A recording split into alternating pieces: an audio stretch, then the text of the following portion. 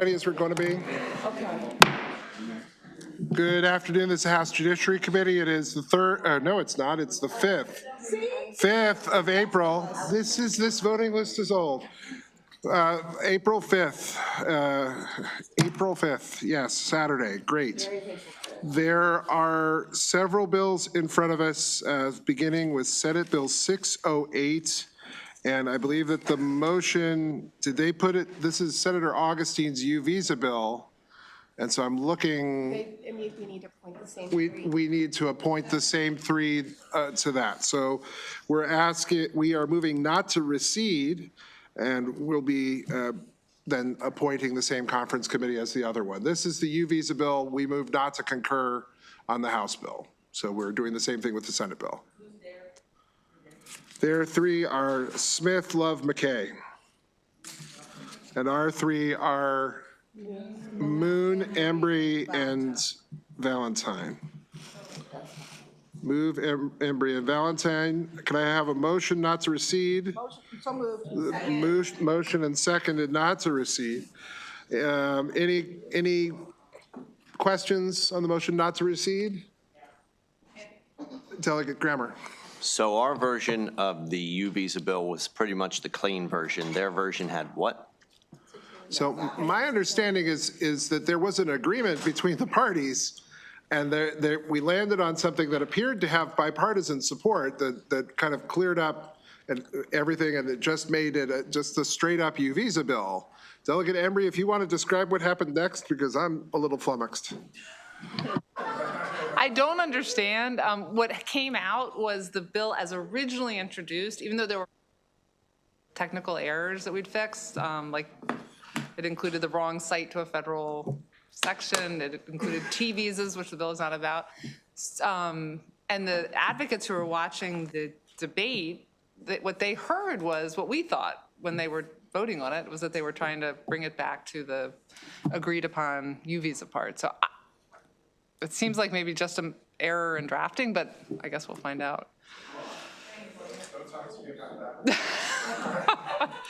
All right, are there any further questions on the motion not to recede? All those in favor of the motion not to recede, please raise your hands.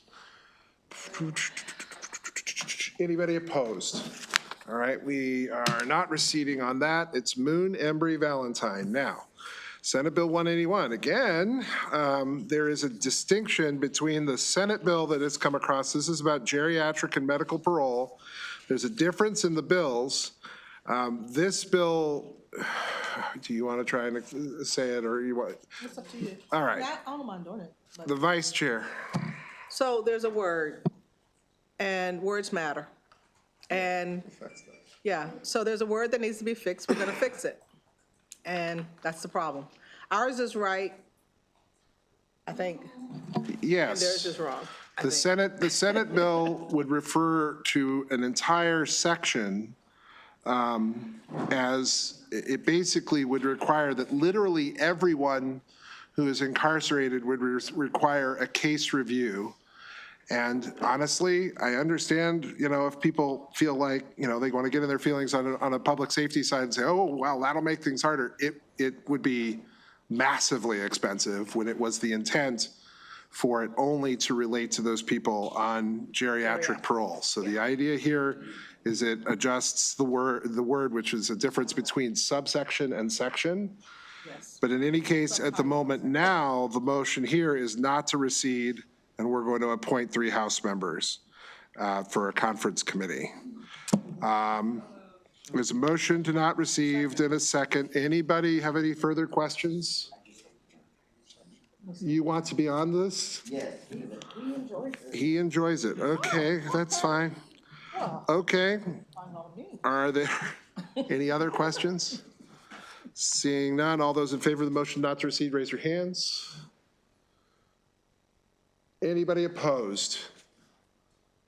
All right, motion's adopted not to receive. It'll be the vice chair, the chair, and Kaufman. All right, now, Senate Bill 154. We are secondary on this.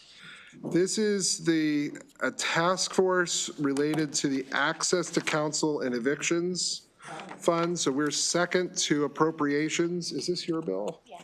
Can you discuss what the bill does? Because we're being asked. I'm sorry? 154, Senate Bill 154, we're secondary. Holly? Sorry.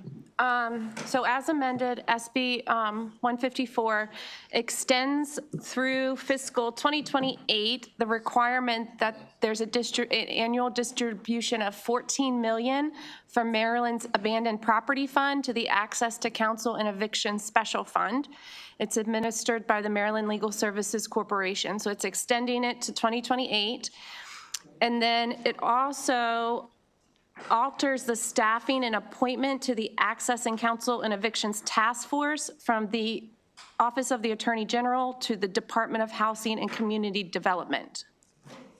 And that's all the bill does. All right, could I have a motion on the bill? So moved. There's a motion, is there a second? All right, so we're on the bill. Again, we are secondary on the bill to the Appropriations Committee. Is there further discussion on the bill? Seeing none, the Vice Chair. Yes. Yes, Valentine. No. Crutchfield? Yes. Cardin? Yes. Tomlinson? No. Embry?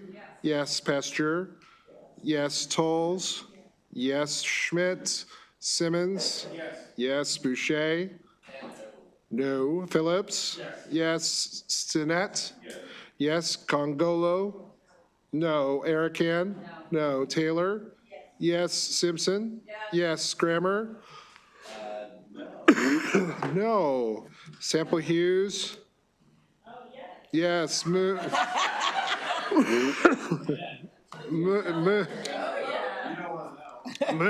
is yes. Conaway? Yes. Kaufman? Yes. Williams? Yes. Motion is adopted for second on that. I believe, Mr. Marsh, are we done for today? We're done for today. Members of the committee should be aware we may have a voting session at 8:30 a.m. Monday morning. Happy Sighty Die to be. But watch this space. We just need to see what we're catching from the Senate. If we can do some of it a little later, if it's like concurrences and stuff like that, that's one thing. But just need a little flexibility here, and so I beg your indulgence. Plan for 8:30. Hopefully, we won't need it, but let's find out. This has been the House Judiciary Committee. Enjoy the rest of your weekend.